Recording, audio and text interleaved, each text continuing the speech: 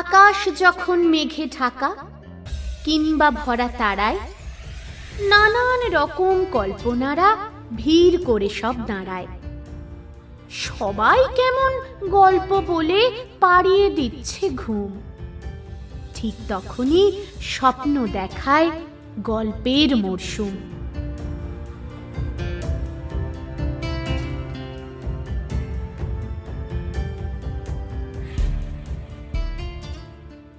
নমস্কার ভালোবাসার মরশুমের বন্ধুরা, কেমন আছো সবাই? আশা করি ভালোই আছো। ভালোবাসার মরশুম নিবেদিত গল্পের মরশুমের আরও একটা নতুন এপিসোডে তোমাদের সকলকে অনেক অনেক স্বাগত। মনে আছে তো নীলাক্ষ, সুরঙ্গনা আর শ্যামলীর গল্পটা? নীলাক্ষ সদ্য সদ্য প্রেমে পড়েছে সুরঙ্গনার, আর অন্যদিকে শ্যামলী সিঙ্গেল মাদার। শ্যামলীর দুনিয়া বলতে তার একমাত্র ছেলে নীলাক্ষ। নীলাক্ষ নিজেও মা অন্তঃপ্রাণ, কিন্তু কোনো এক অজানা ঝড়ে হঠাৎ করেই কি ছারখার হয়ে যাবে মায়ের সঙ্গে ছেলের সম্পর্ক, আর নীলাক্ষর সঙ্গে সুরঙ্গনার ভালোবাসার সম্পর্করই বা কি পরিণতি হবে। জানি এগুলো নিশ্চয়ই তোমাদের জানতে খুব ইচ্ছে করছে, আর সেজন্যই নিয়ে চলে এসেছি আজ কুয়াশার আড়ালে গল্পের অন্তিম পর্ব। তবে ওই গল্প শুরু করার আগে তোমাদের কয়েকটা কথা বলতেই হয়। ভালোবাসার মরশুম এবং গল্পের মরশুম এই দুটো চ্যানেলে আমরা প্রত্যেক মঙ্গলবার দুপুর 3:30, প্রত্যেক শুক্রবার রাত্রি 8টায় ভালোবাসার মরশুমে, আর প্রত্যেক শনিবার রাত্রি 9:30টায় গল্পের মরশুমে হাজির থাকি। একটা করে ভালোবাসার গল্প, অনুভূতির গল্প, প্রেম, বন্ধুত্ব থেকে নানান রকম সম্পর্কের জটিলতার গল্প নিয়ে। তাই আজ কিন্তু শুরুতেই তাদেরকে অনুরোধ করব, যারা গল্প শোনো কিন্তু সাবস্ক্রাইবটা করা হয়নি, তারা প্লিজ আমাদের এই দুটো চ্যানেল সাবস্ক্রাইব করে নিও। আর ওই এক কথা বলতে বলতে তো রীতিমতো মুখ থেকে ফেনা উঠে গেল। ইউটিউব অ্যালগোরিদম বাবাজির জন্য একটাই বক্তব্য, আমরা মানুষ, আমরা কোনো কৃত্রিম বুদ্ধিমত্তা নই। আমাদের কণ্ঠস্বর কৃত্রিম বুদ্ধিমত্তা দ্বারা নির্মিতও নয়। তাই আমাদের অডিও স্টোরিতে যারা আমরা থাম্বনেলের আড়ালে বকবক করে চলি, তাদের এই এফর্টটাকে লো এফর্ট ভাবার কিন্তু কোনো কারণই হয় না। যাই হোক, চলো এবার শুরু করি আজকের গল্প, কুয়াশার আড়ালে। আজকের গল্পের লেখক আমি, তোমাদের বন্ধু প্রীতম, আর গল্প পাঠেও রয়েছি আমি, তোমাদের বন্ধু প্রীতম। আমার সঙ্গে অন্যান্য ভূমিকায় অবশ্যই অন্তরা তো আছেই, সঙ্গে রয়েছে জিনিয়া, অনিন্দিতা, সৌর এবং সায়ন। তাহলে চলো আর দেরি না করে শুরু করা যাক কুয়াশার আড়ালে গল্পের অন্তিম পর্ব। হ্যালো সুরঙ্গনা, হ্যালো, শুনতে পাচ্ছ? হ্যালো নীলাক্ষ, বাড়ি পৌঁছে গেছো? তোমার গলাটা এরকম লাগছে কেন? আমি বাড়ি ঢুকবো না আজ। তুমি প্লিজ একবারের জন্য স্ট্যান্ডে আসতে পারবে? মিনিট 15 পর। ও মা, সে কি? এই তো মাত্র কিছুক্ষণ আগেই তুমি বাড়ি চলে গেলে। কি এমন হলো হঠাৎ করে? কাকিমা নিশ্চয়ই বকাবকি করেছেন। প্লিজ এরকম করো না, বাড়ি ফিরে যাও। আরে বাবা, সারাদিন কলেজ যাওনি, মাকে মিথ্যে কথা বলেছো। খুব স্বাভাবিক, মা তো রাগ করে একটু বকাবকি করবেনি। তাই বলে কি মায়ের উপর রাগ করে এমন করতে আছে? সুরঙ্গনা, আমি বাড়িতে ঢুকিনি। আমার মায়ের সঙ্গে কোনো কথাও হয়নি। আমি তোমাকে রিকোয়েস্ট করছিলাম যে তুমি কি আসতে পারবে? যদি তুমি না আসতে পারো তাহলেও কিন্তু কোনো সমস্যা নেই, আমি ফোনটা রাখছি। এই প্লিজ প্লিজ রেখো না, আমি আসছি। তুমি কোথায় রয়েছো এখন? এই তো জাস্ট বারাসাত গেট ক্রস করছি, এখনই পৌঁছে যাব। তার মানে তুমি স্কুটি চালাতে চালাতে কথা বলছো? না না, প্লিজ ফোন রাখো আর ঠান্ডা মাথায় এসো। আমি চার্চের সামনেই দাঁড়াচ্ছি। নীলাক্ষর গলায় এমন উদ্বেগ আর উত্তেজনাটা বড্ড অদ্ভুত লাগলো সুরঙ্গনার। বড্ড চিন্তা হচ্ছে, কি এমন হলো ছেলেটার? হঠাৎ করে এমন জরুরি তলব, তাও আবার এরকম বৃষ্টির দিনে সন্ধেবেলায়। আর একটু আগেই তো বাড়িও ফিরল ছেলেটা। বৃষ্টির জন্য আটকে গিয়ে দেরি হয়ে যাওয়াতে মা বকাবকি করলো নাকি? ও বাবা, ওদিকে তো বলল মায়ের সঙ্গে নাকি কথাই হয়নি। তাহলে হলোটা কি? এটা সেটা ভাবতে ভাবতে নিজেকে কোনো রকম ভাবে তৈরি করে নিল সুরঙ্গনা। এমনিতে ভেতর থেকে কুমোরপাড়ার রাস্তা ধরে চন্দননগর চার্চের সামনে আসতে খুব একটা সময় লাগে না। তবে ওর পৌঁছানোর আগেই চার্চের পাশে মেরি মাঠের ধার ঘেঁষে বেশ উদাসীন মুখে দাঁড়িয়ে রয়েছে ছেলেটা। মাত্র 2-3 দিনের পরিচয়। সুরঙ্গনার কেমন যেন একটা মায়া পড়ে গেছে ছেলেটার উপর। বড্ড ভালো ছেলেটা। হ্যাঁ, ওই কোটানকোট মায়ের বাধ্য ছেলে, তবে কথায় কথায় সে নিয়ে একটু মজাও করে। কিন্তু ছেলেটা ঠিক আজকালকার ছেলেদের মতো উড়নচণ্ডী নয়, অবাধ্য নয়, উচ্ছৃঙ্খল নয়, বরং অনেক বেশি পরোপকারী, অনেক বেশি সরল সাদামাটা। কি হলো নীলাক্ষ, হঠাৎ করে বাড়ি গিয়ে আবার ফিরে এলে যে? কি হয়েছে তোমার? আমার একটু সময় দরকার। পারবে আমাকে সময় দিতে? দম বন্ধ হয়ে আসছে, বুকের ভেতরটা বড্ড চাপ লাগছে। আমি তো কিছুই বুঝতে পারছি না এই মুহূর্তে আমার কি করা উচিত। আমি একেবারে ক্লুলেস সুরঙ্গনা। হঠাৎ করেই চারিদিকটা ফর্সা হয়ে জ্বলে উঠল আলো, আর তারপর প্রচণ্ড ঝড়ের আওয়াজ করে কাছেই পড়ল বাজ। মেঘের গর্জনের প্রবল শব্দে প্রচণ্ড ভয়ে সুরঙ্গনা এক লাফে চলে এলো নীলাক্ষর একদম কাছে। ওর গায়ের একটা মিষ্টি গন্ধ নীলাক্ষর মনের ভিতরটা যেন এলোমেলো করে দিচ্ছে।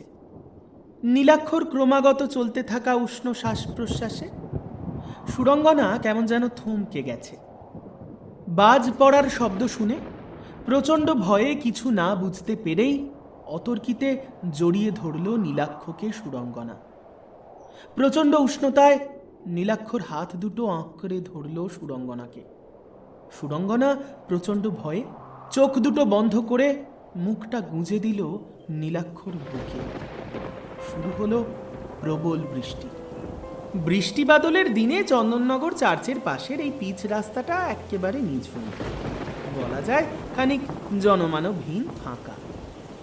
চার্চের চারিধারে জ্বলতে থাকা নিয়ন আলোগুলো এসে পড়ছে নীলাক্ষর মুখের উপর।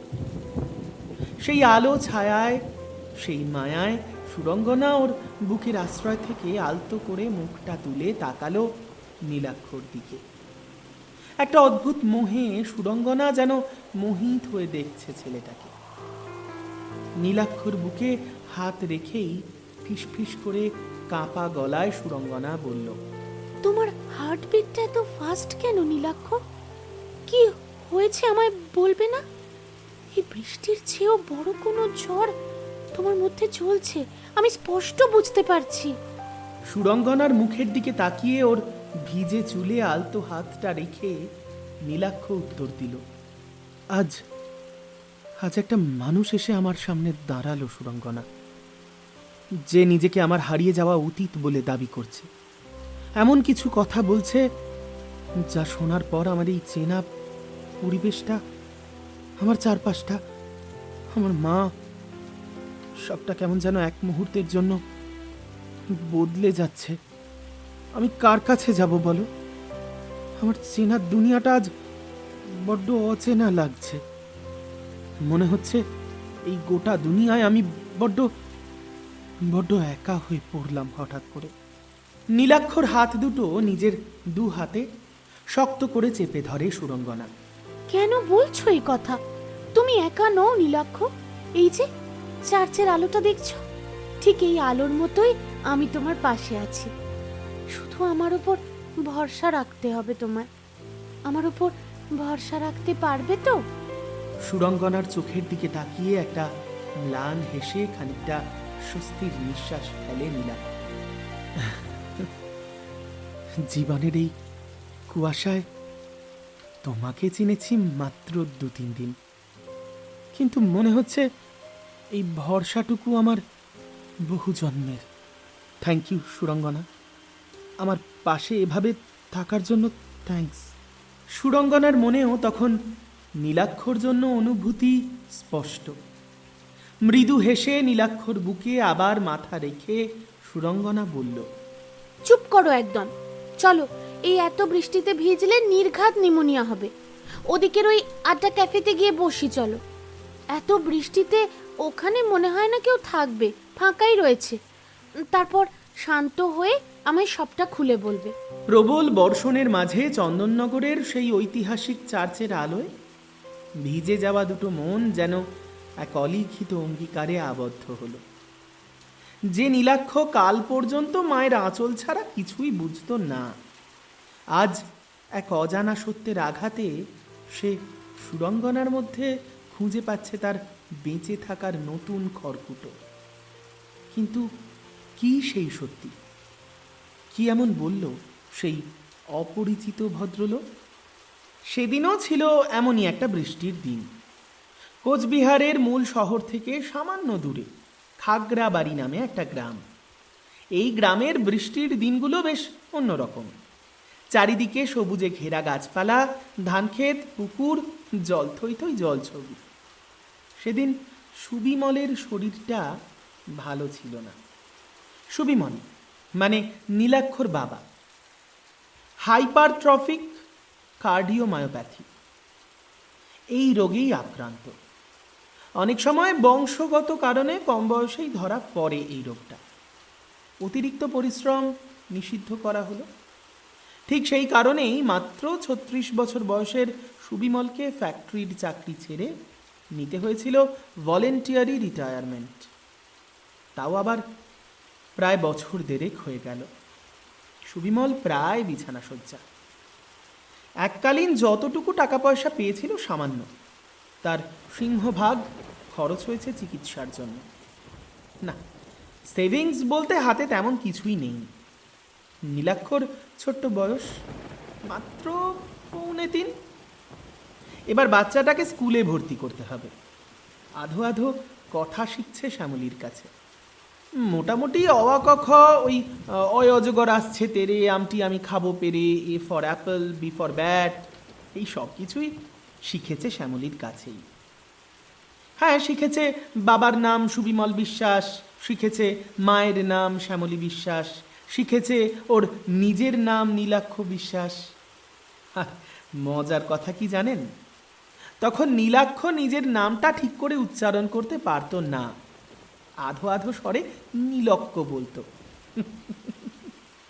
আর ওর মুখের আধো আধো সেই নাম শুনে ভীষণ খুশি হতো সুবিমল আর শ্যামলী। সেদিন হলো কি, ঝমঝম বৃষ্টি শুরু হতেই হঠাৎ করে সুবিমল বাবুর বুকের যন্ত্রণাটা বাড়তে থাকলো। হঠাৎ করেই প্রচণ্ড শ্বাসকষ্ট, আর তার সঙ্গে মাথা ঘুরে অজ্ঞান হয়ে পড়ে গেল। এত বৃষ্টির মধ্যে কোনো ডাক্তারকে কল করলেও আসবে না। প্রচণ্ড টেনশনে পড়ে গিয়েছিল শ্যামলী। অপারগ হয়ে ফোন করেছিল নীলুর মামা অতীন্দ্রকে। অতীন্দ্র ফোনের ওপাশ থেকে বেশ ঝাঁঝিয়ে জিজ্ঞাসা করেছিল কি প্রয়োজন। ছোট্ট নীলাক্ষকে নিয়ে শ্যামলী প্রায় কেঁদে ফেলে অসহায় গলায় বলেছিল, দাদা দাদা নীলুর বাবা না হঠাৎ করে অসুস্থ হয়ে পড়েছে। বাইরে এত বৃষ্টি পড়ছে, আর আমার হাতে না একদম টাকা পয়সা নেই জানো। তাছাড়া বাচ্চাটাকে একা রেখে আমি কোনোভাবেই না ডাক্তার ডাকতে যেতে পারছি না। যদি একটু সাহায্য পেতাম দাদা। ফোনের অপর প্রান্ত থেকে সেদিন অতীন্দ্র বড় নির্মম আর কড়া সুরে বলেছিল, যেন তাকে সময়ে অসময়ে বিরক্ত করা না হয়। সুবিমল কিংবা নীলাক্ষ এদের কোনো প্রয়োজনে শ্যামলী যাতে তাকে অহেতুক বিরক্ত না করে। তারপর ফোনটা মুখের ওপর কেটে দিয়েছিল অতীন্দ্র। তবে ভগবান সহায় হয়েছিলেন। জ্ঞান ফিরেছিল সুবিমল বাবুর। বৃষ্টি থামতে হসপিটালেও ভর্তি করতে হয়েছিল। তারপর টানা 1 মাসের ভয়ঙ্কর লড়াই যখন থামল, তখনও আষাঢ়ের এক বৃষ্টিমুখর রাত। 2 বছর 9 মাস বয়সের বাচ্চাটা সেদিন বুঝতেই পারেনি মাথার উপর থেকে ছাদ সরে যাওয়াটা ঠিক কতটা ভয়ঙ্কর। পায়ের নিচের জমিটা যদি বা শক্ত থাকে তবু ছাদ তৈরি করার স্বপ্ন দেখা যায়, কিন্তু এখানে তো পায়ের নিচটাও পিছল। তবে সেই পিছল মাটিকে শক্ত করে আঁকড়ে ধরেছিল শ্যামলী। সিদ্ধান্ত নিয়েছিল কোচবিহারের এই ছোট্ট বাড়িটা বিক্রি করে দেবে। দুঃসম্পর্কের এক পিসির বিয়ে হয়েছিল বৈদ্যবাটিতে। তার ছেলে মেয়ে ছিল না। তার কাছে চলে এসেছিল শ্যামলী, ছোট্ট নীলুকে নিয়ে। শ্যামলীর নিজের বাড়ি থেকে মেনে না নিলেও এই পিসি সেদিন সহায় হয়েছিল ওর। সদ্য বিধবা 32-33 বছরের শ্যামলী সেদিন নিজের কয়েকটা সোনার গয়না বিক্রি করে ভর্তি হয়েছিল কোচিংয়ে। তারপর দীর্ঘ 1 বছরের লড়াই। আবারও ভাগ্য সহায় হয়েছিল। প্রাইমারি স্কুলের চাকরিটা পেয়ে গিয়েছিল শ্যামলী। তারপর নিজের লড়াইটা শুরু করেছিল অন্যভাবে। ততদিনে নীলুর বয়স প্রায় 4.5 বছর। ছেলেটাকে স্থানীয় একটা ছোট্ট স্কুলে ভর্তি করেছিল।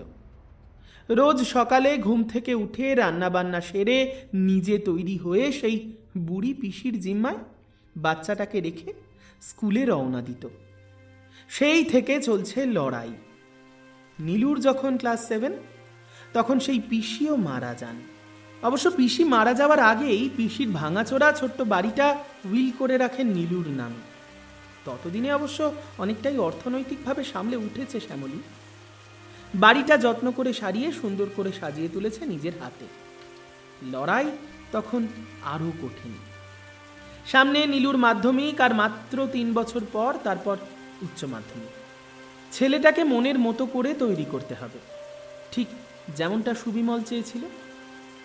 মাথা উঁচু করে যাতে দাঁড়াতে পারে ছেলেটা সমাজের বুকে, যাতে অর্থের অভাব ওকে কোনোভাবেই ছুঁতে না পারে। সেই লক্ষ্যেই ধীরে ধীরে এগোচ্ছিল ছেলেটাকে নিয়ে। কিন্তু আজ হঠাৎ এমন ছন্দপতন কেন? যে ছেলেটা কাল পর্যন্ত মা অন্ত প্রাণ ছিল, সেই ছেলেটা এভাবে আজকাল কেনই বা মিথ্যে কথা বলছে? অনেক কথা গোপন করে যাচ্ছে কেন ছেলেটা? কি হয়েছে ওর? আজ জানতেই হবে শ্যামলীকে। পারমিতার বাড়ি থেকে ফিরে এসেছে অনেক আগেই, তাও আবার নিজেই। নীলু নামাতেও যায়নি, নিতেও আসেনি। সময় কেটে গেছে অনেকটা। ঘড়িতে এখন প্রায় রাত্রি 11টা, 11:15। সেই সন্ধে থেকে বারবার নীলুকে ফোন করে রিং হয়নি একবারও।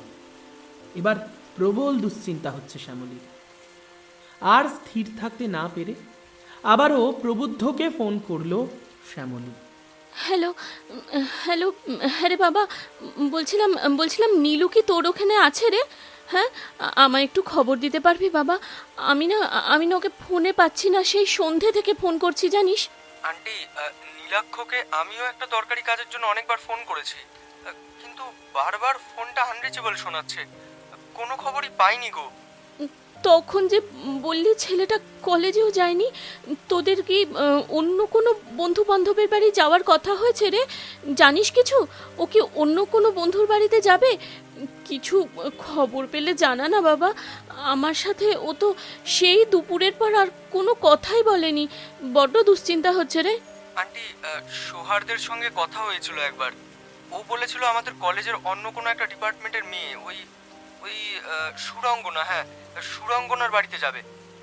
কিন্তু আমি তো তাকে ঠিক চিনি না। ওই সৌহার্দ্য না কি যেন নাম বললি, তাকে ফোন করে মেয়েটার ফোন নাম্বারটা একবার চেয়ে নে না বাবা। আমি না হয় নিজেই একবার ফোন করে দেখবো। আমার খুব চিন্তা হচ্ছে রে, বড্ড চিন্তা হচ্ছে আমার। চরম দুশ্চিন্তার মধ্যে দিয়েই সময়টা অদ্ভুতভাবে কাটতে লাগলো। ঠিক কিভাবে যে রাত্রি 12টা বেজে গেছে খেয়ালই করেনি শ্যামলী। বারবার ঘরের দেওয়াল, ঘড়ির কাঁটার দিকে তাকিয়ে থেকেছে, আর কাঁপতে থাকা হাতে বারবার মোবাইল ফোনে ট্রাই করে গেছে নীলাক্ষর নাম্বার। কিন্তু ও প্রান্ত থেকে কেবলই ভেসে এসেছে একঘেয়ে যান্ত্রিক কণ্ঠস্বর, ফোন আনরিচেবল। মায়ের মন কিছুতেই মানছে না। এক অজানা আশঙ্কায় বুকটা বারবার কেঁপে উঠছে শ্যামলীর। এক নাগাড়ে বৃষ্টিটা হতে হতে হঠাৎ যেন একটা কর্মবিরতি নিয়েছে। তবে ঘড়ির কাঁটা তখন রাত্রি প্রায় 11:15 ছুঁই ছুঁই।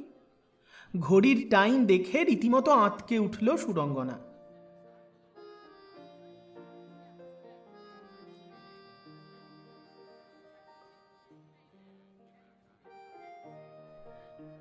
নীলাক্ষ, 11:45 বাজে, অনেক রাত হয়ে গেছে। এত রাত পর্যন্ত আমি কিন্তু বাড়ির বাইরে থাকি না। এবার কিন্তু বাবা খুব রাগ করবে। ওরা সেই সন্ধেবেলায় বাড়ি ফিরে এসেছে, আমাকে মেসেজও করেছিল। আমি জানিয়েছি যে আমি তোমার সঙ্গে আছি, কিন্তু এখনো বাড়ি না গেলে ব্যাপারটা খুব খারাপ হবে। অসুবিধের কি আছে সুরঙ্গনা? চলো, আমি তোমাকে বাড়িতে নামিয়ে দিয়ে আসছি। আর তাছাড়া আমার মনে হয় ক্যাফেটাও ওনারা বন্ধ করবেন এবার। বেশ অনেকক্ষণ হয়ে গেল এখানেই বসে রয়েছি। সম্ভবত অনেকটা বিলও হয়ে গেছে ওনাদের। ওসব বিল নিয়ে তুমি ভেবো না তো। এমনিতেই এই ক্যাফের মালিক আমার বাবার বন্ধু, তাই অসুবিধার কিছু নেই। আমি পরেও পেমেন্ট করলে প্রবলেম হবে না। কিন্তু আমাকে নামিয়ে দিয়ে তুমি সোজা বাড়ি যাবে, প্রমিস করো। অসম্ভব, অসম্ভব সুরঙ্গনা। আমি বাড়ি যাব বলে আজ বেরিয়ে আসিনি। আমি আর কোনো দিন বাড়ি ফিরব না। আমার বাড়ি বলে তো কিছু নেই সুরঙ্গনা। আসলে আমার মতো ছেলেদের সমাজ কি বলে জানো? চোখের পলকে সুরঙ্গনা নিজের হাতটা চেপে ধরল নীলাক্ষর ঠোঁটে। আর একটাও কথা নয় নীলাক্ষ। জীবনটা একটা বহমান নদীর মতো। অনেক ঘটনা, অনেক না জানা ইতিহাস, অনেক অপ্রত্যাশিত আঘাত, এগুলো নিয়েই তো জীবন। যে গঙ্গাকে আমরা পবিত্র মনে করি, সেই গঙ্গাও কিন্তু অনেক আবর্জনা বয়ে নিয়ে চলে আমাদের অজান্তেই। এমন ইম্যাচিওর বিহেভিয়ার কিন্তু তোমাকে মানায় না। প্লিজ বাড়ি যাও। কিন্তু আমি তো এই সত্যিটা মেনে নিতে পারছি না সুরঙ্গনা। সত্যি মানো আর না মানো, সত্যিটা তো বদলে যাবে না। সেই সত্যিটাকে মেনে নিয়ে এগিয়ে চলাটাই তো জীবন। তাছাড়া অনেক রাতও তো হয়েছে, তোমার ফোনটা অনেকক্ষণ ধরে বন্ধ রয়েছে। তোমার মা নিশ্চয়ই চিন্তা করছেন। তাকে অহেতুক এভাবে চিন্তার মধ্যে ফেলে রাখাটা মোটেই ঠিক কাজ হচ্ছে না। কথাগুলো বলতে বলতে ক্যাফের মালিকের দিকে তাকিয়ে সুরঙ্গনা বলল, আঙ্কেল, বিলটা একটু হিসেব করে রেখো প্লিজ। আসলে আজ তাড়াহুড়োয় না একদম পার্সটা নিয়ে বেরোতে ভুলে গেছি। কাল বাপি পেমেন্ট করে দেবে। চলো। উঠে দাঁড়ালো সুরঙ্গনা। এই মেয়েটার ব্যক্তিত্বের সামনে নীলাক্ষ কেমন যেন নিস্তেজ হয়ে যায়। মাত্র 2-3 দিনের আলাপ, অথচ এই মেয়েটার সামনে কেমন যেন নিজেকে সঁপে দিতে ইচ্ছে করে বারবার। মন্ত্রমুগ্ধের মতো ওর কথায় সায় দিয়ে উঠে দাঁড়ালো নীলাক্ষ। তারপর স্কুটিটা স্টার্ট দিয়ে প্রথমে সুরঙ্গনার বাড়িতে সুরঙ্গনাকে ড্রপ করে সোজা চলে গেল নিজের বাড়ির উদ্দেশ্যে। তবে যাওয়ার আগে সুরঙ্গনা বলল, আগামীকাল থেকে যদি আবারও আমার হাত ধরে চলতে হয়, তাহলে মাথায় রেখো, এক্ষুনি কিন্তু তোমায় বাড়ি পৌঁছতে হবে। সবসময় হীনমন্যতা আর অগোছালো চিন্তা করলে আখেরে সেটা নিজেরই তো ক্ষতি। বাড়ি যাও, ফ্রি হও, মাথা ঠান্ডা করো, একটা লম্বা ঘুম দাও। তারপর কাল না হয় আন্টির সঙ্গে বসে কথা বলে নিও। কথা বললেই সমস্যার সমাধান হয়, চেপে রেখে কি সেটা সম্ভব? বাড়ি পৌঁছে ফোন করো। আর হ্যাঁ, সাবধানে যেও, রাত হয়েছে। স্কুটিটা জোরে চালিও না। মেয়েটার এই অদ্ভুত ব্যক্তিত্ব আর ওর থেকে 2 বছরের ছোট হয়েও এতটা ম্যাচিওরড বিহেভিয়ারে অবাক হয়ে যাচ্ছে নীলাক্ষ। মেয়েটাকে এক্ষুনি হাত ধরে বলতে ইচ্ছে করছে ওর, প্লিজ ছেড়ে যেও না। তোমার সঙ্গে থাকতে চাই সারাটা জীবন, প্রতিটা দিন, প্রতিটা রাত, প্রতিটা নিঃশ্বাসে। কিন্তু তবুও ছলো ছলো চোখে তাকিয়ে রইল সুরঙ্গনার দিকে। কি জানি চোখের ভাষাটা মেয়েটা পড়তে পারলো কিনা বুঝতে পারলো না নীলাক্ষ। কোনো মতে হাত তুলে অস্ফুটে বলল, আসি। সুরঙ্গনা ওর বাড়ির গেটের সামনে ততক্ষণ দাঁড়িয়ে রইল যতক্ষণ না ওর বাড়ির গলি পেরিয়ে নীলাক্ষর স্কুটিটা দেখতে পাওয়া যায়। তারপর স্কুটিটা বড় রাস্তায় মিলিয়ে গেলে বাড়িতে ঢুকে পড়ল সুরঙ্গনা। মাঝ রাতে চন্দননগরের বুক চিরে নিস্তেজ হেডলাইটের আলো ফেলে এগিয়ে চলল নীলাক্ষর স্কুটি। বৃষ্টি কমে এলেও পিচ রাস্তাটা এখনো ভিজে চকচক করছে। শহরের সব কোলাহল তখন স্তব্ধ। জ্যোতির্মোড় হয়ে ফাঁকা জিটি রোড ধরে যখন ও ভদ্রেশ্বর পেরিয়ে বৈদ্যবাটি রেলগেটের কাছাকাছি পৌঁছল, ঠিক তখনই যান্ত্রিক সাইরেন বাজিয়ে সশব্দে নেমে এলো রেল গেটটা। বাধ্য হয়ে স্কুটিটা ব্রেক কষে দাঁড়িয়ে পড়ল লাইনের এপারে। চারপাশটা নিঝুম, ওই দু একজন বাইক আরোহী ছাড়া রাস্তায় সেভাবে কেউই নেই। বৃষ্টির দিন, তাই ফাঁকাও বেশি। ঠিক তখনই একটা তীব্র হেডলাইটের আলো আর বুক কাঁপানো হুইসেল বাজিয়ে হুড়মুড় করে পাস করে গেল রাতের একটা আপ এক্সপ্রেস ট্রেন। ট্রেনের জানলার আলোগুলো একটার পর একটা নীলাক্ষর চোখের সামনে দিয়ে তীব্র গতিতে ফ্ল্যাশ লাইটের মতো পার হয়ে চলে গেল। লাইনের ধারে দাঁড়িয়ে থাকা নীলাক্ষর তখন মনে হলো এই জীবনটাও যেন আজ ঠিক এমনই একটা এক্সপ্রেস ট্রেনের মতোই গতিশীল। আর তার এই তীব্র গতির সমান্তরালে তার অজান্তেই তার চেনা অতীতগুলো, তার চেনা শৈশব, তার চেনা মা, সব কিছু যেন এক ঝটকায় হারিয়ে যাচ্ছে এক কাল্পনিক স্টেশনে।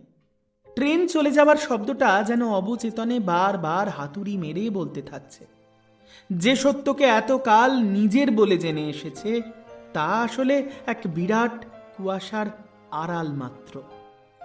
ট্রেনটা চলে যাওয়ার পর চারপাশটা যখন আবার নিস্তব্ধতায় থিতিয়ে এলো, গেটটা আস্তে আস্তে উপরে উঠতে শুরু করলো। এক বুক ভারী নিঃশ্বাস আর অবাধ্য একরাশ প্রশ্ন বুকে চেপে নীলাক্ষ আবার স্কুটিটা স্টার্ট দিয়ে এগিয়ে চলল বাড়ির দিকে, যেখানে এখনো একজন সিঙ্গল মাদার রাত জেগে গুনছেন ফেরার প্রহর। শ্যামলীর তখন কতই বা বয়স হবে, ওই মোটামুটি 23 কিংবা 24। বরাবরের শান্ত স্বভাবের দৃঢ় ব্যক্তিত্বের মানুষ শ্যামলী। তখন সবেমাত্র কলেজ পাশ করে বেরিয়েছে। সুবিমলের বয়স অবশ্য 28 পেরিয়ে 29। রোগা ছিপছিপে শ্যামবর্ণ শান্ত স্বভাবের মানুষ সুবিমল। চোখের দৃষ্টিতে অদ্ভুত একটা ভাষা ভাষা ব্যাপার আছে। উচ্চতা 9 করে 5, 10 কিংবা 11। 5 ফুট 1 ইঞ্চির শ্যামলীকে রীতিমতো ঘাড় উঁচু করে কথা বলতে হতো। নীলাক্ষটা ঠিক ওর বাবার মতোই হাইট পেয়েছে। একটা ফুড প্রোডাকশন ইউনিটের অ্যাকাউন্ট্যান্ট ছিল সুবিমল। কলেজ পাশ করার পর 3 ভাই বোনের সংসারের হাল ধরতে শ্যামলী নিয়েছিল চাকরি। ওই সুবিমলের ফ্যাক্টরির রিসেপশনে back office job, data entry, স্যালারির কাগজপত্র ফাইল করে রাখা, এইসব আর কি। যেহেতু তখন আজকালকার মতো কম্পিউটারে কাজ করার মতো সহজ ছিল না ব্যাপারটা, তাই তখন এসব হাতেই করতে হতো। ওখানেই প্রথম আলাপ সুবিমলের সঙ্গে, তারপর আলাপ গড়ায় বন্ধুত্বে। যদিও ওদের দুজনের বয়সের পার্থক্য বছর 4-5, তবু ওদের বন্ধুত্ব বা বন্ধুত্ব থেকে প্রেম, বয়সটা খুব একটা বাধা হয়ে দাঁড়ায়নি। একদিন টিফিন আওয়ার্সে সুবিমল খেতে খেতে বেশ তৃপ্ত মনে বলল, মাছের মাথা দিয়ে মুড়ি ঘন্ট আমার খুব প্রিয়, অনেকদিন পর খেলাম। তবে শ্যামলী, তোমার হাতে রান্নার কিন্তু জবাব নেই। শুধু মুড়ি ঘন্টটা দিয়েই তো আমার সব ভাত খাওয়া হয়ে গেল। আচ্ছা বলুন তো, প্রিয়জনের মুখ থেকে এমন প্রশংসায় কোন মেয়ে না লজ্জায় লাল হয়ে যায়? ধুর, কি যে বলো না, তোমার যত বাড়াবাড়ি কথা। আমি মোটেও অত ভালো রান্না করি না। আমার বোন খুব ভালো রান্না করে জানো। সবে তো ক্লাস 11-এ পড়ছে মেয়েটা, অথচ রান্নায় একেবারে পাকা হাত। শুধু ডাল রান্না করে দেবে, তাই দিয়েই যেন চেটে পুটে ভাত খাওয়া হয়ে যায় জানো। বরাবরের রসিক মানুষ সুবিমল, খানিকটা ওই নীলুর মতো, তাই মজা করার সুযোগটা ছাড়লো না মোটেই। তাই বুঝি? তা হবু শালি এত ভালো যখন রান্না করে, তবে নিমন্ত্রণটা কবে পাচ্ছি? একে অফিস ক্যান্টিন, তার উপর চারদিকে এদিক সেদিক লোকজন কান পেতে রয়েছে। তাতে এমন একটা কথা খানিকটা গুটিয়ে গেল লজ্জায় শ্যামলী। রাগ দেখিয়ে বলল, ছি, এটা অফিস সুবিমল, একেবারে হবু শ্বশুর বাড়ি, কোন শালি, কিছুই মুখে আটকায় না না। কিন্তু সুবিমল তো মজা করা বন্ধ করবে না। ও মা, ভুল বলছি নাকি? নাকি তোমার আবার আমাকে ছেড়ে অন্য কাউকে বিয়ে করবার প্ল্যান আছে? এবার অবশ্য শ্যামলীর গলায় খানিকটা উদাসীনতা।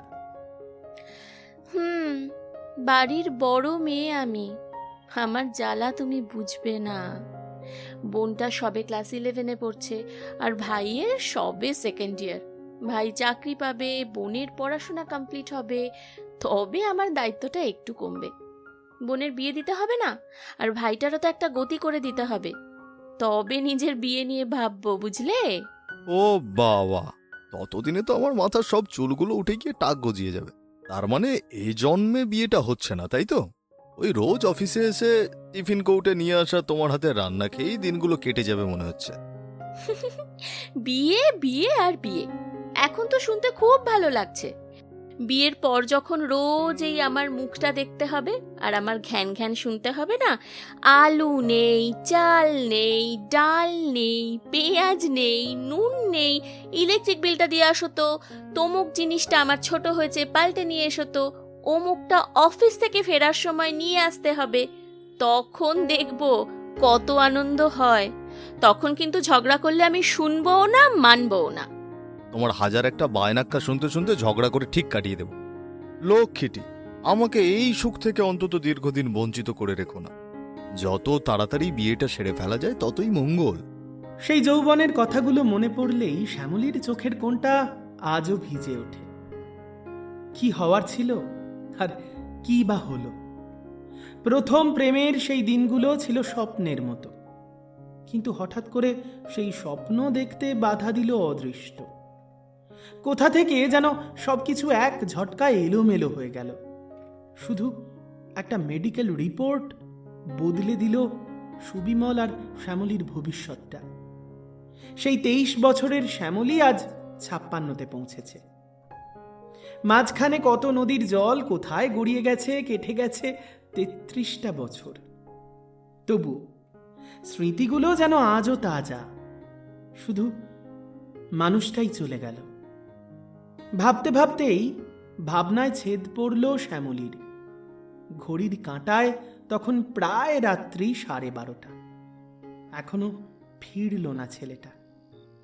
বাইরে তখন ঝড়ের দাপট কমে এলেও একটা থমথমে ভেজা হাওয়া বইছে, ঠিক এখন যেমনটা বইছে শ্যামলীর বুকের ভিতর। 33টা বছর আগের সেই অসুস্থতার মেডিকেল রিপোর্টটা যেভাবে ওদের জীবনের মোড় ঘুরিয়ে দিয়েছিল, আজ রাতে কি নীলাক্ষর এই এতক্ষণ বাড়ি ফিরে না আসাটা তেমনই কোনো অনাগত ঝড়ের ইঙ্গিত? একলা ঘরের নিস্তব্ধতায় মোবাইল স্ক্রিনের দিকে তাকিয়ে মায়ের মন ব্যাকুল হয়ে প্রার্থনা করতে লাগলো, যেন সব কুয়াশা কেটে ছেলেটা সুস্থ শরীরে হাসি মুখে দরজার ওপারে এসে দাঁড়ায়। একেই বৃষ্টির আবহাওয়া। ফাঁকা রাস্তা দিয়ে বৈদ্যবাটি গেট পেরিয়ে বাড়ি পর্যন্ত পৌঁছতে খুব বেশি সময় নিল না নীলাক্ষ। বাড়ির গলিতে স্কুটিটা টার্ন নিতেই পকেটে থাকা মোবাইল ফোনটা ভাইব্রেট করে উঠল। নির্ঘাত মা ফোন করছে। আসলে ফোনটা যে অনেকক্ষণ অফ করা ছিল, তাই অনেকেই হয়তো চেয়েও যোগাযোগ করতে পারেনি। আজ বাড়ি গেলেই বাঁধবে তুমুল অশান্তি, তার আগাম প্রস্তুতি নিয়েই এসেছে নীলাক্ষ। কিন্তু পকেট থেকে ফোনটা বের করে বেশ অবাক হলো। এত রাত্রে প্রবুদ্ধ ফোন করছে, তাহলে কি কলেজের কোনো ইমার্জেন্সি? ভাবতে ভাবতে ফোনটা কানে তুলতেই ওপাশ থেকে উত্তেজিত কণ্ঠস্বরে প্রবুদ্ধ বলে উঠল, হ্যালো, ওরে ভাই, তুই বাড়ি ফিরেছিস? আরে কোথায় ছিলি বলতো সারাদিন?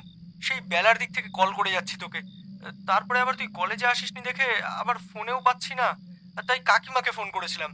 আর কাকিমা জানে তুই কলেজে গেছিস, কিন্তু আমি তো ভুল করে বলেছি কলেজে তোকে দেখতে পাইনি। হ্যাঁ রে, এই বাড়িতে নিশ্চয়ই খুব ঝাড় খেয়েছিস না? আই এক্সট্রিমলি সরি রে। আসলে তুই তো সাধারণত বাড়ি থেকে খুব একটা মিথ্যে কথা বলে বেরোস না, তাই আমি।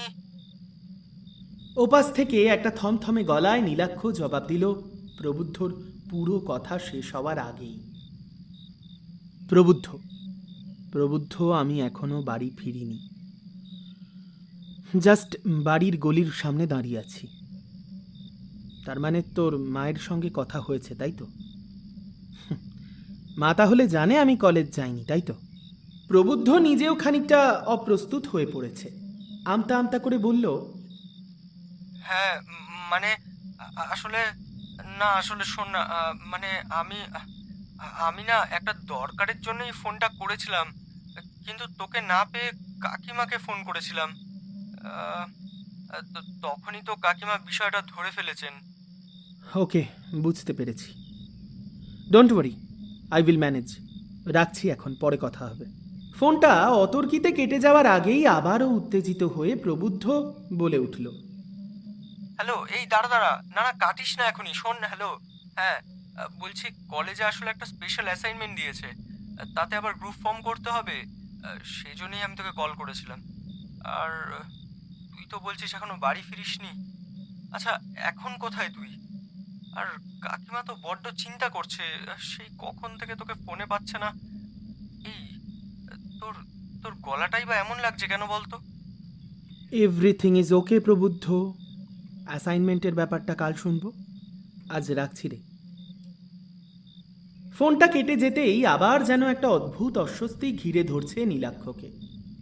আর মাত্র কয়েক পা দূরে বাড়ির গেট। গেট খুললেই নীলাক্ষ মুখোমুখি হবে ওর না জানা অতীতের সামনে। সইতে পারবে এমন কঠিন বাস্তব? অন্যদিকে ঘরের ভিতরে দুশ্চিন্তার একটা প্রহর যেন যুগের মতো কাটছে শ্যামলীর। রাত 12:30 পার হয়ে যাওয়ার পর বুকের ভেতরটা আর কোনো মতেই বাঁধ মানছিল না ওর। একবার বিছানা, একবার বাইরে, একবার সোফায় ছটফট করতে করতে শ্যামলী ভিতর থেকে তীব্র টেনশন নিয়ে একবার বারান্দায় এসে দাঁড়ালো। মেঘলা রাতের আবছা অন্ধকারে গলির রাস্তার দিকে চোখ পড়তেই চোখ দুটো যেন ঝলমল করে উঠল। চোখে পড়ল নীলাক্ষ স্কুটি নিয়ে দাঁড়িয়ে রয়েছে বাড়ির বাইরে। ছেলেটাকে অক্ষত শরীরে ফিরে আসতে দেখে বুকের ওপর থেকে যেন একটা মস্ত বড় পাথর নেমে গেল শ্যামলীর। কিন্তু সেই স্বস্তির পরক্ষণেই মনে ভিড় করে এলো সারা দিনের একরাশ মিথ্যে আর প্রবুদ্ধর সেই ফোন কলের কথা। এক মুহূর্তও দেরি না করে বারান্দা থেকে নেমে প্রায় হন্তদন্ত হয়ে ছটফটে পায়ে দৌড়ে গেল সদর দরজার দিকে। লকটা ঘুরিয়ে ছিটকিনিটা টেনে টান মেরে দরজা খুলে দিল শ্যামলী। চুলগুলো উস্কো খুস্কো, মুখটা শুকনো। হাসি খুশি চেহারাটা ছেলেটার মুখে আজ নেই। প্রচণ্ড কান্নাকাটি করেছে কি? কান্নাকাটি কেনই বা করবে? তবে কি ওই মেয়েটার সঙ্গে কিছু হলো? হতেই পারে, উঠতি বয়স, হয়তো মনে মনে মেয়েটার প্রেমে পড়েছে। আবার প্রস্তাব সরাসরি প্রত্যাখ্যান করেছে মেয়েটা হয়তো।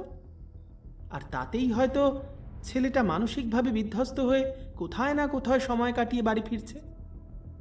আচ্ছা, আজকালকার ছেলেদের তো আবার প্রত্যাখ্যাত হতে বড্ড ইগোর সমস্যা হয়। ওরা নাকি আবার দুঃখ ভুলতে মাদক কিংবা অ্যালকোহলের সাহায্য নেয়। সে তো আরো ভয়ঙ্কর। ছেলেটা সেসবের কবলে পড়ল নাকি? নীলাক্ষকে এক ঝলক দেখে এই সব কথাগুলোই মাথায় ঘুরছিল শ্যামলীর।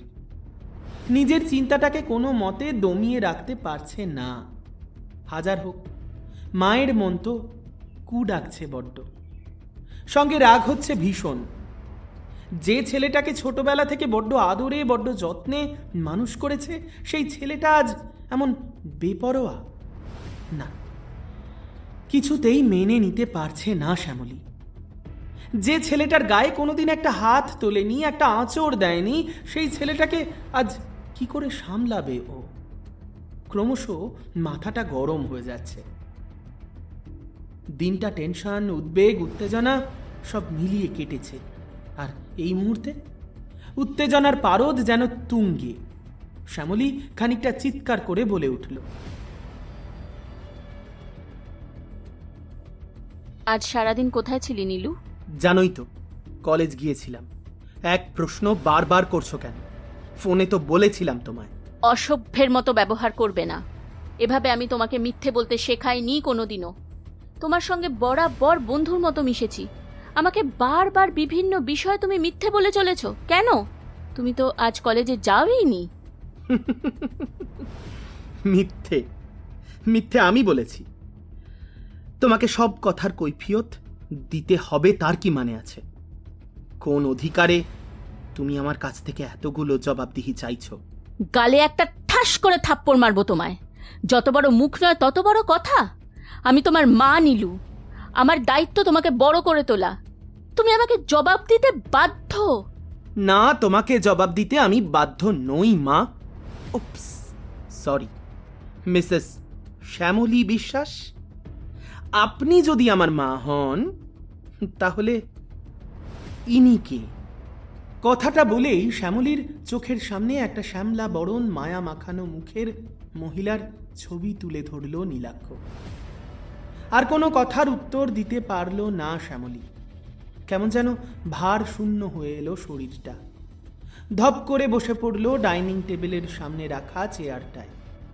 আজ শ্যামলী এক অপ্রত্যাশিত সত্যের মুখোমুখি, যে সত্যকে বহুদিন ধরে লালন পালন করলেও খুব সন্তর্পণে লুকিয়ে রেখেছিল। তবে কি আজ সত্যি সত্যিই সেই সত্যি দিনের আলোর মতো স্পষ্ট হয়ে গেছে? নীলাক্ষ এসব কি বলছে? এর উত্তরেই বা কি জবাব দেবে শ্যামলী? ভাবতে ভাবতে বেশ কিছুক্ষণ সময় শুধুমাত্র চুপ করে বসে থেকেই কাটল। চেয়ারে বসে রয়েছে শ্যামলী, আর ওর সামনে টেবিলের উল্টো দিকের প্রান্তে চেয়ারের ব্যাক রেস্টটা ধরে মাথা নিচু করে দাঁড়িয়ে রয়েছে নীলাক্ষ। হয়তোবা একটা অদ্ভুত কুয়াশাচ্ছন্ন অভিমান জমেছে ওর মনে। হয়তোবা কোনো অজানা সত্যের সন্ধান পেয়েছে আজ, কিংবা অর্ধ সত্য। ওর বুকের ভিতরটা তোলপাড় করছে।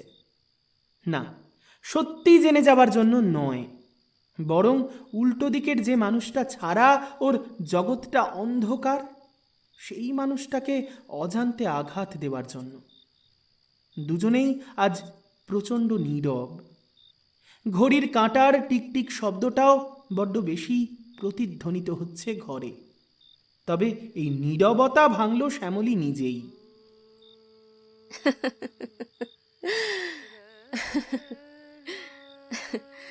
আমার আমার ছোট্ট ছেলেটা নীলু, নীলু আজ অনেক বড় হয়ে গেছে।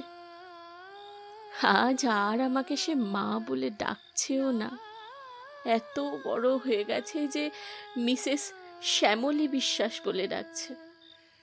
তাই তো আমি তো নীলাক্ষ বিশ্বাসের মা নই। আমি তো নীলাক্ষ বিশ্বাসের বাবা সুবিমল বিশ্বাসের স্ত্রী। তাহলে কেন নীলু আমাকে মা বলে ডাকবে? কেন ডাকবে? ঠিকই তো, এতদিনের যত্নে লুকিয়ে রাখা সত্যিটা আজ দিনের আলোর মতো পরিষ্কার হয়ে গেছে। তবে আমার মনে হয় কি জানিস তো নীলু, তোর কাছে এখনো সবটা সত্যি প্রকাশ্যে আসেনি। যেটুকু সত্যি তুই জানিস না, সেটুকু কুয়াশার আড়াল না হয় আমি কাটিয়ে দিই। সেদিনও অঝরে বৃষ্টি পড়ছিল জানিস। তখন আমার কতই বা বয়স, ওই 25-26 হবে। যে ফ্যাক্টরিতে তোর বাবা আর আমি একসঙ্গে চাকরি করতাম, সেই ফ্যাক্টরি থেকে বাধ্য হয়ে ছুটি নিতে হলো। শরীর খারাপ, প্রচন্ড পেটের যন্ত্রণায় ভর্তি হলাম হাসপাতালে। তারপর শুনলাম ওভারিটা বাদ যাবে। আমি কোনোদিনও মা হতে পারবো না জানিস, মা হতে পারবো না। কথাগুলো বলতে বলতে চোখের পাতাটা ভিজে আসছিল শ্যামলীর। গলাটা বড্ড আবেগে ভেসে যাচ্ছে আজ। যত্নে গোপনে লুকিয়ে রাখা সত্যিগুলো আজ বলতেই হচ্ছে নীলাক্ষকে। যাকে ঘিরে ওর গোটা জগৎটা সৌরজগতের থেকেও বেশি বাস্তব, সেই বাচ্চা ছেলেটাকে। আর তাই আবারও ডুব দিতে হলো স্মৃতির পাতায়। এখন কেমন আছো শ্যামলী? প্রায় 7টা দিন হলো হসপিটালে থাকতে হলো। শরীরটাও খুব দুর্বল হয়ে পড়েছে তোমার। বারবার বলেছি তো আমি ভালো আছি। প্লিজ আমাকে নিয়ে এত ভাবনা চিন্তা করার কিচ্ছু হয়নি। তুমি আজ সোজা হঠাৎ আমার বাড়িতে চলে এলে কেন? আমার বাড়ির লোকেরা এই ব্যাপারটা একদম ভালো চোখে নেবে না সুবিমল। এমন ব্যবহার কেন করছো? আজ নয় কাল আমাদের বিষয়টা তো তোমার বাড়ির লোক জানবেই। তোমার শরীরের এমন অবস্থা, আমি না এসে কি করে থাকতাম বলো তো? বারবার এসব বলে কি প্রমাণ করতে চাইছো তুমি? আমি তো তোমাকে বলেছি এক কথা সুবিমল, তুমি এখানে এসেছো সেটা আমার ভালো লাগছে না। আমি চাই না তুমি আর কোনোদিনও আমার এখানে আসো। আর আমাদের আমাদের ব্যাপার নিয়ে বারবার এক কথা বলে কিছু লাভ নেই। আমাদের সম্পর্কের কোনো ভবিষ্যৎ নেই সুবিমল। আর আমাদের সম্পর্কের থেকে অনেক বেশি চিন্তার হলো আমার পরিবার। আমার ভাই আছে, বোন আছে, তাদেরকে বড় করতে হবে। শুধুমাত্র নিজের সুখের কথা ভেবে আমি ওদেরকে অবহেলা করতে তো পারবো না। সেদিন জোর করে অপমান করে শ্যামলী তাড়িয়ে দিয়েছিল সুবিমলকে। না না, কোনো ব্যক্তিগত রাগ বা অভিমান থেকে নয়। আসলে শ্যামলী সেদিন মুখ ফুটে কোনোভাবেই সুবিমলকে বলতে পারতো না যে অপারেশনের পর ওর ওভারিটা বাদ পড়েছে। শ্যামলী কোনো দিন মা হতে পারবে না। তাই শুধুমাত্র নিজের সুখের কথা চিন্তা করে সুবিমলকে পিতৃসুখ থেকে বঞ্চিত করতে চায়নি শ্যামলী। সেদিন বাধ্য হয়ে সুবিমল মাথা নিচু করে চলে গিয়েছিল। তারপর একটা দীর্ঘ অপেক্ষা। শ্যামলী চাকরিটা ছেড়ে দিয়েছিল। ইচ্ছে করেই বারবার এড়িয়ে গিয়েছে সুবিমলকে। অভিমানে সুবিমল একটা সময় পর্যন্ত অপেক্ষা করার পর বাড়ির চাপে বিয়ে করতে বাধ্যও হয়েছিল। তার নতুন বউ নীলিমা, সুন্দরী, শিক্ষিতা। বিয়ের আরও বছর তিনেক পর একদিন সন্তান সম্ভবা নীলিমাকে নিয়ে গাইনোকোলজিস্টের চেম্বারে দেখাতে এসেছিল সুবিমল। অপ্রত্যাশিতভাবে এতগুলো বছর পর আবার মুখোমুখি শ্যামলী আর সুবিমল। অবশ্য আজ ওদের মাঝখানে রয়েছে নীলিমা। সেদিন অবশ্য সুবিমল নিজেই এগিয়ে এসেছিল। নির্দ্বিধায় চোখে চোখ রেখে তোর বাবা সেদিন পরিচয় করে দিয়েছিল তোর মায়ের সঙ্গে। বড্ড ভালো মানুষ নীলিমা। সেদিন কথা বলে বুঝতে পেরেছিলাম নীলিমাদি আমার কথা আগেই শুনেছেন। সুবিমল বিয়ের পর তোর মায়ের কাছে আমাদের সম্পর্কের ব্যাপারে কিচ্ছু লুকিয়ে যায়নি। তবে ওর মধ্যে একটা যে চাপা অভিমান ছিল সেটা থেকেই গিয়েছিল। কারণ সেদিনও তো জানতো না কী কারণে আমি সেদিন তোর বাবাকে ফিরিয়ে দিয়েছিলাম। সেদিন যদি তোর বাবাকে ফিরিয়ে না দিতাম তাহলে তাহলে তো তুই এই পৃথিবীতেই থাকতিস না বাবা। আর তারপর আমি হলাম, তাই তো? তার মানে আমার বায়োলজিক্যাল মায়ের নাম নীলিমা। কিন্তু এই এতগুলো বছর আমার কাছে এই সত্যিটা কেন গোপন করে গিয়েছিলে মা? কেন জানাওনি সত্যিটা? সেটাও আমার ইচ্ছা ছিল না রে। ইচ্ছে ছিল তোর বাবা আর তোর মায়ের। তোর বায়োলজিক্যাল মাদার তো আমি কোনো দিন হতে পারিনি। কিন্তু সারাটা জীবন আমি তোর যশোদা মা হয়ে থেকে যেতে চেয়েছিলাম। তোর মা নিজে বারণ করে গিয়েছিলেন যাতে কোনো দিন তুই না জানতে পারিস যে তুই আমার নিজের পেটের ছেলে নয়। তারপর সেই ডক্টরস চেম্বারে আমার মা তোমাকে কি বললেন? আর তারপর তুমি বাবার সঙ্গেই বা কি করে? এই সব কৌতূহল নীলাক্ষকে ক্রমশ ঘিরে ধরছে। শ্যামলী সামান্য হেসে আবার বলা শুরু করলো। জানি সব কিছু তোর জানতে বড্ড ইচ্ছে করছে, তাই না? সত্যি তো এতগুলো বছর একরকম ধারণা নিয়ে এসে আজ যদি লুকিয়ে থাকা সত্যিটা সামনে আসে, কারই বা উত্তেজনা হবে না? বুঝতে পারছি আমি। সেদিন ডক্টর চেম্বারে আমি খানিকটা হেজিটেট করলেও তোর বাবা হেজিটেট না করে এগিয়ে এসেছিলেন। এক লহমায় শ্যামলী আবার হঠাৎ করেই ফিরে গেল 22 বছর আগের সেই কোচবিহারে। কেমন আছো শ্যামলী? ডক্টর চেম্বারে হঠাৎ হাজব্যান্ডকে দেখছি না তো। প্রায় বছর চারেক পর আবার দেখা। হ্যাঁ, শ্যামলী খানিকটা হেজিটেট করছে বটে, তবু মৃদু হেসে উত্তর দিল, হাজব্যান্ড? ভালো বলেছ। না সুবিমল, আমি এখনো বিয়ে করিনি। তুমি কেমন আছো? উনি নিশ্চয়ই তোমার স্ত্রী। নীলিমার দিকে তাকিয়ে প্রশ্নটা করতেই মৃদু হেসে এগিয়ে এলো নীলিমা। কি অমায়িক ব্যবহার, তেমনি স্নিগ্ধ শ্যামল চেহারা। সত্যি বলতে কি সুবিমলের পাশে ভীষণ মানিয়েছিল। নীলিমা এগিয়ে এসে শ্যামলীর হাত ধরে বলল, কেমন আছো ভাই? প্রথম দেখাতেই তুমি বলতে নেই, তবে আমি কিন্তু তোমাকে তুমিই বললাম। তোমার থেকে তো কিঞ্চিত বড়ই হব। তোমার কথা অনেক শুনেছি।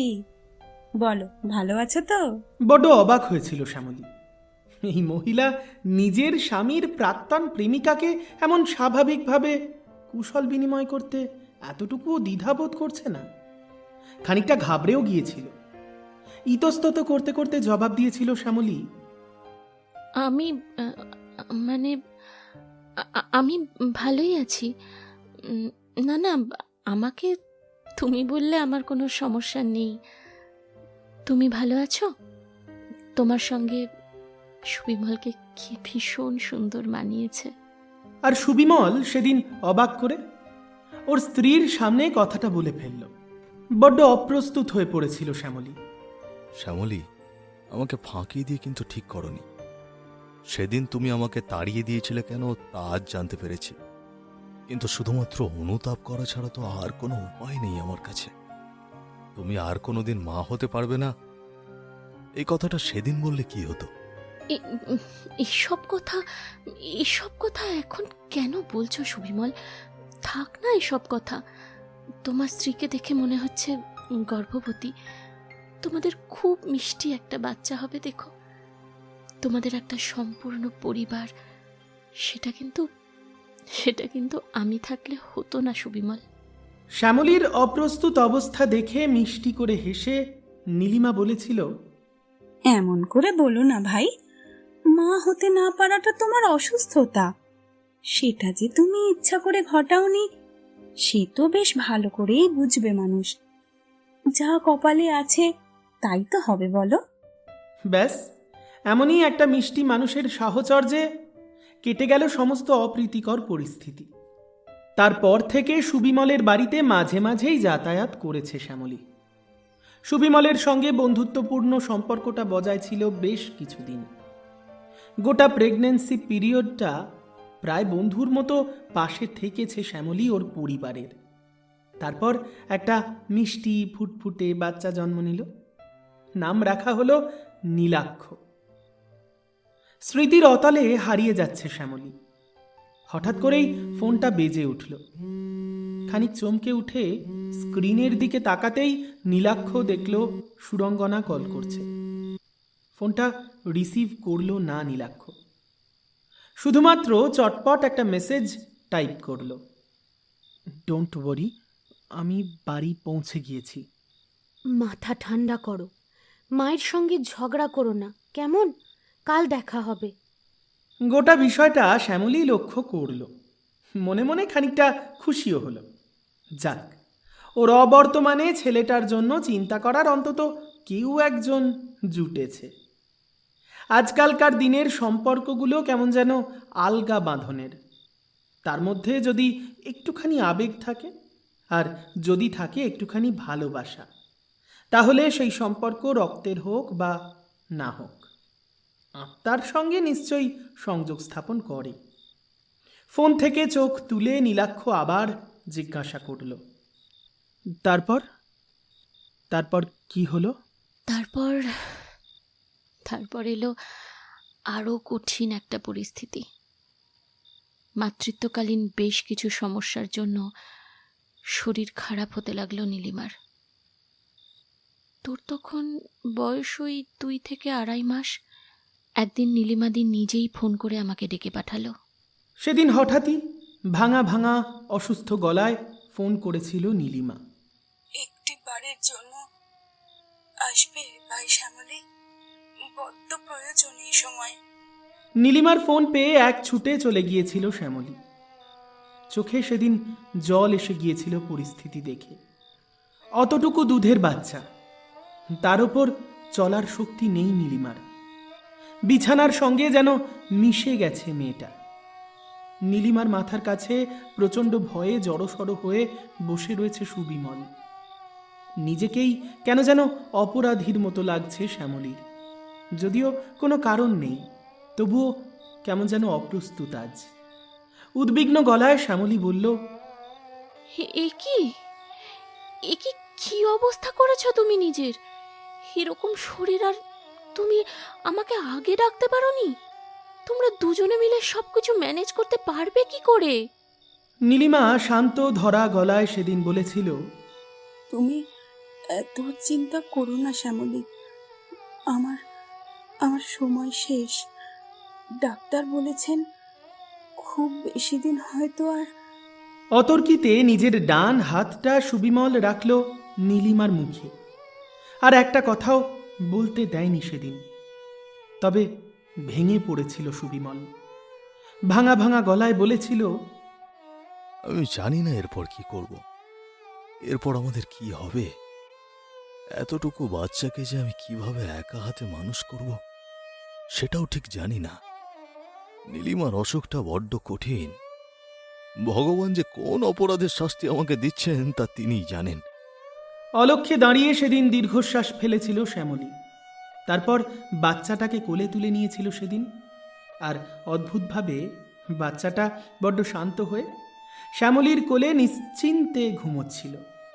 আর সেই দৃশ্য দেখে সব থেকে যে খুশি হয়েছিল সে আর কেউ নয়, নীলিমা। বেশ তৃপ্তি নিয়ে বলে উঠেছিল, ব্যাস, আজ থেকে আমি নিশ্চিন্তে ছুটি নিতে পারি। যদি ওর মার না থাকে তাহলে ও যেন আমৃত্যু এটাই জানে যে শ্যামলেই ওর মা। কি মনের মধ্যে আর কোনো খারাপ লাগা থাকবে না তো কোনোদিন? মা হতে না পারার যন্ত্রণাটা খানিক কমবে কি? শ্যামলী বাচ্চাটাকে কোলে নিয়ে ফ্যাল করে তাকিয়েছিল ওদের দুজনের দিকে। কি করবে, কি বলবে, কিচ্ছু বুঝতে পারেনি সেদিন। তার মাত্র কয়েকদিন পর সত্যি সত্যি কোলের ছেলেটাকে ফেলে দিয়ে নীলিমা পাড়ি দিল অন্য পৃথিবীতে। প্রচণ্ড ভেঙে পড়েছিল সুবিমল। খাওয়া দাওয়া ছেড়ে, কাজকর্ম ছেড়ে বেশ কিছুদিন প্রায় বিছানা শয্যা। নিজে থেকেই সেদিন এগিয়ে এসেছিল শ্যামলী। বলেছিল ছেলেটাকে মায়ের অভাব কোনো দিন বুঝতে দেবে না, কিন্তু বাবা থাকতে বাবার দায়িত্বটুকু যে নিতেই হবে।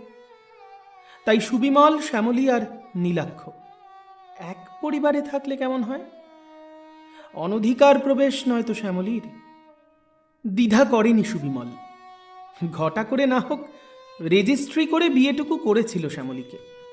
আইনি স্বীকৃতি শ্যামলীকে দিয়েছিল নিজের দ্বিতীয় স্ত্রীর। কিন্তু তারপর আবারও অপ্রত্যাশিত ঘটনা। ঘটনা বলবো নাকি অঘটন? শরীরের অবস্থা ক্রমাগত অবনত হতে লাগলো সুবিমলের। ফ্যাক্টরি থেকে ভলেন্টিয়ারি রিটায়ারমেন্ট। শরীর ভেঙে পড়ছে, হাতে টাকা পয়সা নেই। তারপর সমস্যা বাড়তে বাড়তে সুবিমল প্রায় বিছানা শয্যা। সাহায্য চেয়ে ফোন করেছিল নীলিমার দাদা অতীন্দ্রকে। সে কথা আপনারা শুনেছেন। অতীন্দ্র সেদিন কড়াভাবে জানিয়ে দিয়েছিল যেন নীলাক্ষ বা সুবিমলের প্রসঙ্গে কোনো বিষয় সাহায্য চেয়ে আর কোনোদিন শ্যামলী না ফোন করে তাদের। তারপর আর কি, ঘটেই গেল অঘটন। সুবিমল চলে গেল পৃথিবী ছেড়ে, বিশ্ব সংসার ছেড়ে। নীলাক্ষর সমস্ত দায়িত্ব এখন সিঙ্গল মাদার শ্যামলীর। ও হ্যাঁ, এই প্রসঙ্গে জানিয়ে রাখি, শ্যামলীর সঙ্গে সুবিমলের বিয়েটাও শ্যামলীর বাড়ি থেকেও মেনে নিতে পারেনি, তাই সেখানেও যোগাযোগে ভাঁটা পড়েছে। অবশেষে শ্যামলী চলে এলো বৈদ্যবাটিতে ওর পিসির বাড়িতে। তারপর সরকারি চাকরির পরীক্ষা দিতে থাকলো। আর সৌভাগ্যবশত সেদিন ভাগ্য ওকে আর নিরাশ করেনি, জুটেও গেছিল প্রাইমারি স্কুলের চাকরিটা। তারপর একা হাতে বড় করে তোলে নীলাক্ষকে। তারপর বল নীলু, সবটাই তো শুনলি। এখনো কি আমাকে দোষী বলে মনে হচ্ছে তোর? আমার আমার ঘুম পেয়েছে, আমি ঘুমোবো। সারাটা দিন শ্যামলী আর নীলাক্ষর ওপর বয়ে গেছে অপ্রত্যাশিত ঝড়, কিন্তু ছেলেটা যে মুখে কিচ্ছু তোলেনি সারাদিন। মায়ের মন স্বাভাবিকভাবেই উদ্বিগ্ন হয়ে গেল। তুই সারাদিন কিছু খাসনি তো? কিছু একটু মুখে দিয়ে নে বাবা। বললাম তো ঘুম পেয়েছে, আমি ঘুমোবো। না, সেদিন শ্যামলীর আর কোনো কথাই শোনেনি নীলাক্ষ। নিজের ঘরে ঢুকে দরজাটা ভিতর থেকে বন্ধ করে দেয়। সারাটা রাত দু চোখের পাতা এক করতে পারেনি শ্যামলী। মাঝ রাতে শরীরটা বড্ড আনচান করে উঠল। সেই যখন থেকে নীলাক্ষ ওর নিজের ঘরে ঢুকে ভিতর থেকে দরজাটা বন্ধ করে দিয়েছিল, ঠিক তখন থেকে একভাবে ডাইনিং টেবিলের ওপর বসেছিল শ্যামলী। মাঝরাতে কোনো মতে শরীরটাকে টেনে নিয়ে নিজের ঘরে গিয়ে বিছানায় গা এলিয়ে দিয়েছিল। কখন যে ঘুম এসেছে টের পায়নি। আজ সকাল হতেই হঠাৎ জানলার পর্দা সরিয়ে সূর্যের আলোটা এসে পড়তেই খেয়াল করলো ঘড়ির কাঁটা তখন 10:30টার ঘর ছুঁয়েছে। আজ রবিবার, স্কুলে যাওয়ার তারা আজ নেই, তাই মোবাইলে অ্যালার্মটাও দেওয়া ছিল না। ঘুম থেকে উঠতেও দেরি হয়ে গেছে। তড়িঘড়ি ঘুম থেকে উঠেই ছেলের ঘরের দিকে পা বাড়াতেই দেখল ঘরের দরজা খোলা। বাইরে থেকেই হাঁক পারল, নীলু, নীলু, কিরে উঠেছিস? ঘরের ভিতর উঁকি মারতেই দেখল ঘরের ভিতরটা ফাঁকা। খাট, পড়ার টেবিল সব কিছু বেশ যত্ন করে গোছানো। বারান্দার গাছগুলো জল দেওয়া, কিন্তু ছেলেটা গেল কোথায়? ওদিকে সকালবেলা ঘুম ভাঙতেই প্রথম ফোনটা করলো সুরঙ্গনাকে। তারপর কিছু হাতের কাজ সেরে সোজা চলে গেল চন্দননগর চার্চের সামনে। আজ নীলাক্ষকে অনেকটাই সুস্থ স্বাভাবিক লাগছে। কালকের সেই হীনমন্যতা উদাসীনতার আড়ালটা যেন হঠাৎ করেই খসে পড়ে গেছে। বেশ ফ্রেশ লাগছে ছেলেটাকে। তারপর বলো, মাথা ঠান্ডা হলো? হ্যাঁ, ওই আর কি। কাল রাতে সব শুনলাম মায়ের কাছে। ওই যে ভদ্রলোক এসে আমার হাতে ওই ছবিটা ধরিয়ে দিয়েছিল, তার ব্যাপারেও শুনলাম। ঘটনাচক্রে তিনি আমার বায়োলজিক্যাল মায়ের বায়োলজিক্যাল দাদা, যিনি অবশ্য আমার বাবা মা মারা যাওয়ার পর আমার দায়িত্ব নিতেই অস্বীকার করেছিলেন।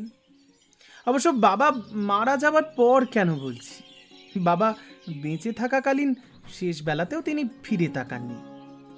এখন ওনার অন্য একটা দরকার, তাই হঠাৎ করে এইসব কেঁচো খুঁড়তে কেউটে বের করছেন।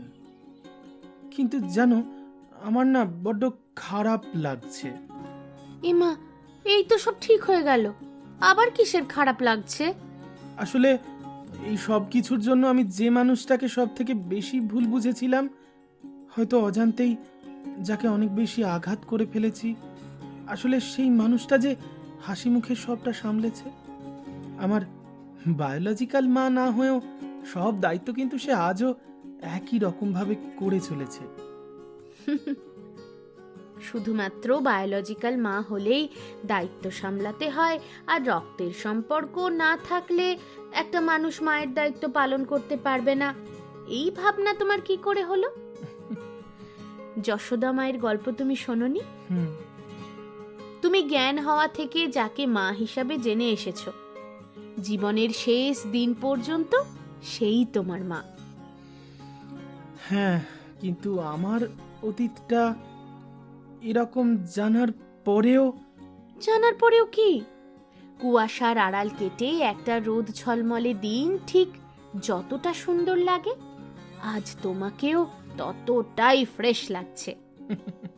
তারপর বলো, লাঞ্চের জন্য কি প্ল্যান? লাঞ্চের ওদিকে মাথায় নানান রকম জট পাকিয়ে আসা চিন্তাগুলো নিয়েই রান্নাঘরের দিকে পা বাড়ালো শ্যামলী। রান্নাঘরে ঢুকে ভারী অবাক হলো।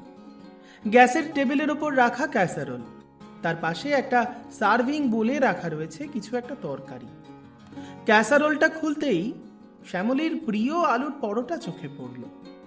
নীলাক্ষ বানিয়েছে, তার সঙ্গে আলুর দম। ছেলেটা এবার সত্যিই বড় হয়ে গেছে। নিজের হাতে রান্না করেছে আজ মায়ের ঘুম থেকে ওঠার আগেই। আর ঠিক পাশেই রেখে গিয়েছে একটা ছোট্ট চিরকুট।